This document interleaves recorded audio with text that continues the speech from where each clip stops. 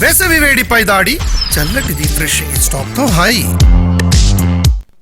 Back to news. నిజామాబాద్ జిల్లాలో 2 రోజులుగా వర్షాలు విస్తారంగా కురుస్తున్నాయి. కల్లాల్లో ధాన్యం మొత్తం కూడా తడిసి ముద్దైపోయింది.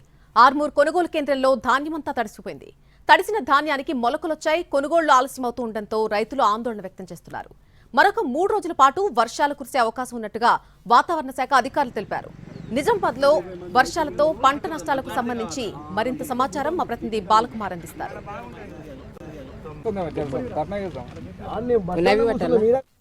2 రోజులుగా ఎడతెరిపి లేకుండా వర్షం కురిసింది. సగటున 4 సెంటీమీటర్ల వర్షం కురిసినట్లు వాతావరణ శాఖ అధికారులు చెప్పారు. దీంతో కల్లాల్లో ధాన్యం పూర్తిగా తడిసిపోయింది.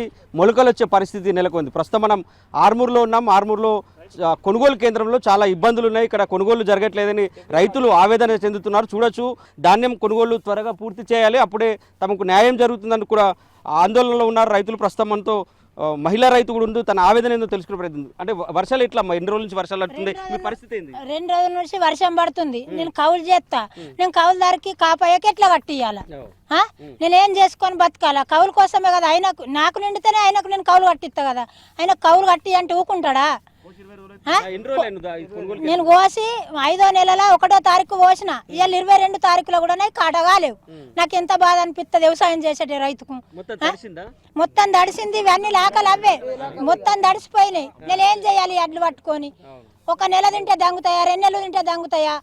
మరి కొనటి మొత్తం ప్రభుత్వంలో కొనటి వ్యక్తి లేడంటే కూడా ఇవి పంట పండియం రైతులం. మొత్తం ఏమైనా డబ్బా తెచ్చుకుంటాం, తాగుతాం, గవర్నమెంట్కు రిపోర్ట్ రాసిస్తా.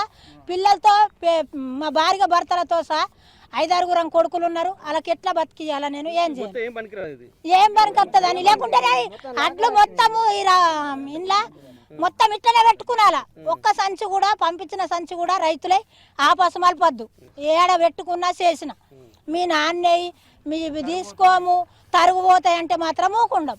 ఏంది కొనుగోలు కేంద్రాలు ఎట్లాంటి ఇబ్బందులు? ఇక్కడ కొనుగోలు కేంద్రాలు ఏం లేదు, కానీ ఇక్కడ ఈ డిగ్రీ కాలేజ్ 50 డిగ్రీ కాలేజ్లో బాగా జాప్యం జరుగుతున్నది. ఎందుకంటే ఇక్కడ ఉన్న చాలా గొప్పలు అమలు బాగా చాలా తక్కువ ఉంది. మేము 15 రోజుల నుంచి మేము చెప్తూనే ఉన్నాం, వాళ్ళకి ఇంటిమేషన్ ఇస్తున్నాము. భారతం లేదంటే 4 రోజులు భారతం తెప్పియలేరు వీళ్ళు. ఇక్కడ ఉన్న సిబ్బంది వాళ్ళు భారతం తెప్పియలేక ఇప్పుడు ఇన్ని పరిస్థితులు వచ్చినాయి. ఇప్పుడు ఆ అమ్మ లాగానే నేను కూడా 5 ఎకరాలు కౌలు చేస్తా.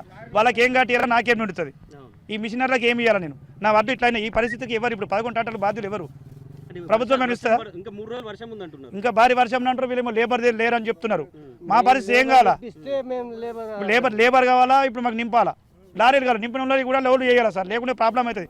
మళ్ళీ ప్రతి ఒక్క తడిసిన ధాన్యాన్ని కూడా కడత లేకుండా ధాన్యం తీసుకోవాలని ప్రభుత్వం మేము కొద్దిగా విజ్ఞప్తి చేస్తున్నాం. ఇది మొత్తం మీద అయితే రైతులు చెప్తున్నారు. చాలా జిల్లా వ్యాప్తంగా కూడా ఇదే సిచ్యువేషన్ ఉంది. ఇప్పటికే 90% కొనుగోళ్లు పూర్తయినాయి, కానీ మిగిలిన 10% మాత్రం కొనుగోళ్లలో జాప్యం జరగడం వల్ల రైతులు ఆందోళన చెందుతున్నారు. చాలా చోట్ల ధాన్యం తడిసిపోయింది. వాతావరణ శాఖ హెచ్చరిక జారీ చేయడంతో ఇక్కడ రైతులంతా ఆందోళన చెందుతున్నారు. ఇది నిజామాబాద్ జిల్లాలో తాజా అప్డేట్. కెమెరామెన్ రవిచరణ్తో బాలకుమార్, NTV, నిజామాబాద్.